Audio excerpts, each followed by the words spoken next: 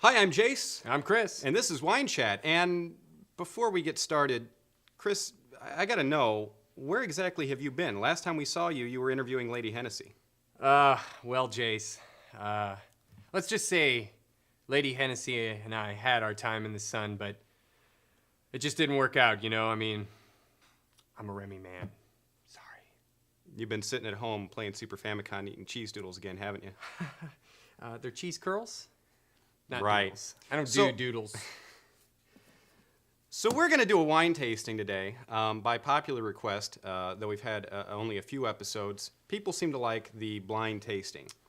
And one element I hadn't considered before, because we were just trying to determine if the wine was good, but apparently some people thought it was competitive. And some people said that Chris got more of the answers right last time than I did. And so this is a rematch. Funny that you didn't mention that before we tasted the wines, because I didn't realize it was a competition either. It's too late now. Yeah, well. It's absolutely too late now. So Can I earlier... see your scorecard first? So earlier we tasted these wines. We were tasting them together, but we didn't say anything to each other, save for one thing. Now, these wines were selected by our wine buyer, Tony McLaughlin, and last time, for those of you that didn't see it, they were all Malbec, and we were kind of duped. Pulled a fast one on us. And this time, I don't know that we think they're Malbec. I don't know if you, but we kind of agreed these might all be the same type of wine. So let's start with wine number one. What did you get? Well, let's start away. First things first, I got a little bit of dustiness on the nose here. The color, I found it to be like about a dark cherry with a little bit of tawniness starting to show on the edges there. As far as fruit content, I get a lot of raspberry, black cherry, a little bit of spice, a little bit of vanilla, not a whole lot. Mostly a lot of bright fruity flavors here, very juicy. Very fresh, a lot of ripe red berry fruit, as I mentioned, a very bright, zippy acidity, medium tannin. What did you get? I get almost low tannin. I mean, there's tannin there. It's a very soft wine. I think it may be a little prematurely oxidized, which is not a style I necessarily hate, although I think there are too many wines that are like that suddenly. But it's soft. It's ready to drink.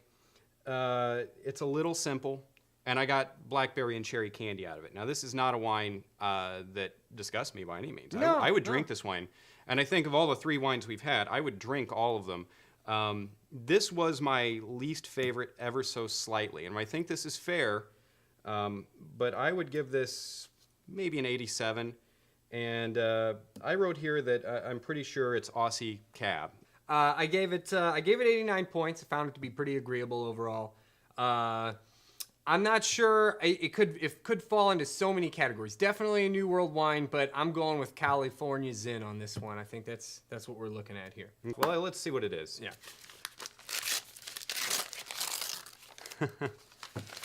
All right, well, we didn't really... Neither one of us got it right, but I'm gonna say that I'm closer on this one. he's real close. I'm on the same continent. Well, it's actually Same state. They don't say what the blend is, but there's probably a good proportion of Zin in here. It's Cosentino. I've had this wine before. I didn't recognize it. Yeah. But I got the softness, a little oxidized. What this is a non-vintage blend. So some of the wine is older, and some of the wine is younger. And the younger wine contributes some primary fruit, and the older wine contributes a little complexity. But overall, comes off as pretty soft. You won't get any hard tannins out of this wine. So I had assumed it was a young, micro-oxygenated wine. In fact, it's just got some old wine in it, which is, I think, superior in That makes sense. principle anyway. All right, on to wine number two. But I think we can say with fairness, we both liked this wine well enough. You liked it more than I did. Yeah, solid wine. And I'll give that round to you, because you guessed Zen and you guessed California, and there you go. All right. Wine two. What do you got for this one? I thought it was clean. I thought it was bright. I thought it was fairly opaque, and it's pretty viscous in the glass. And I thought it was pretty rich, but I got just a little bit of green, maybe roasting herbs. But what I really got out of this when I tasted it was cherry brandy, cherry cordial. Not so much blackberry as I expected. I got a little of that on the nose. I got some blackberry and plum, but when I tasted it, it's hot cherry. Not as hot as the third wine we're going to taste, but still. And I thought, once again, it was pretty simple. I liked it a little better than the last one. I gave it an 88. I think this is California. I think it's Cabernet. And we'll leave it at that. What do you think? All right, well, the one thing that distinctly jumped out of me of the glass with the nose is Twizzlers. I got like a big cherry licorice kind of a scent off of this, and also some sort of more like raspberry preserves. And with Jase on this one, I do believe it's younger, pretty smooth and pretty well rounded. I found it to be, have a nice little tight tannin. My guess here is Australian Shiraz. Okay. Well, we'll see. What did you score it? Did I you give like it an 88. I mean, it wasn't. So we're a solid Wine Chat TV 88 on this. We agree on the score. We don't agree on what it is. Let's see.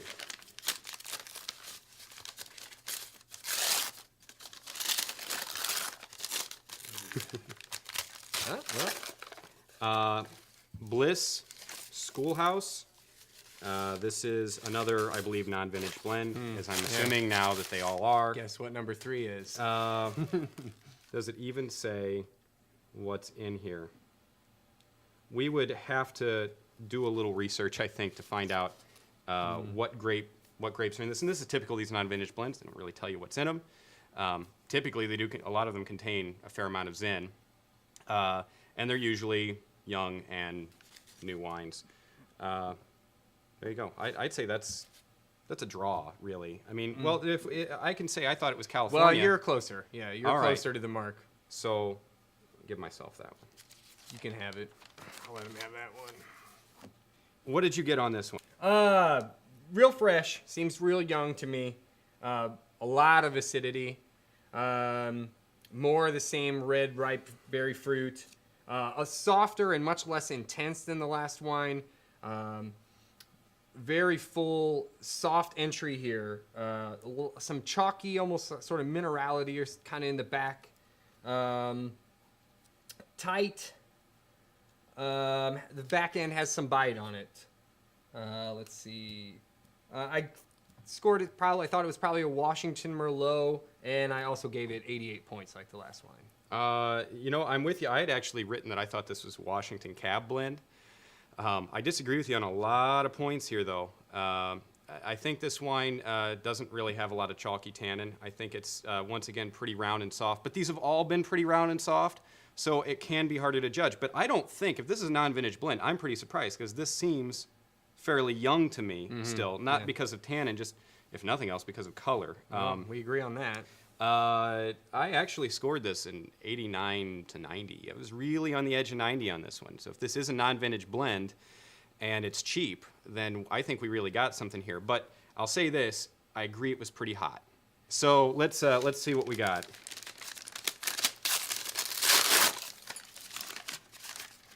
Yeah.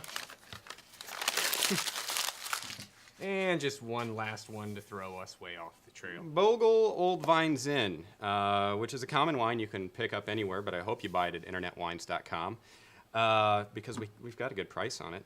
And wow, I mean, kind of surprised. This isn't inexpensive, not a non-vintage blend. No, I've had this wine before. It's Actually, fun. I've picked it up in a lot of times when I was just like, I just want to grab something simple and easy for, nothing special. That doesn't sound glowing. No, I mean, truth be told, though, Bogle's everywhere. I just meant more of a casual affair, not like I'm taking it to really go, bring out something really extravagant. It's a daily drinker. Yeah, it's a fun wine. You should be able to find this everywhere. Absolutely. Shouldn't cost you more than $10. Is it that cheap? Yeah. Is that really? Wow. Yeah, should be about Okay. 10. Yeah, shouldn't be more than $10. And they make a lot of this. But solid. It's a little plump. But, once again, this is just a fun drinking wine. Kudos all around on the Bogle. Yeah, not bad stuff. And they were all fair, but I think that's our pick. Now, but you guessed Washington Merlot, and I guessed Washington Cab, and it is California. clearly California Zin. I think maybe we call this one a draw. Right. To be continued. You can find all these wines at internetwines.com, and you can find more of our shenanigans on winechat.tv. So until next time, Salute. salute.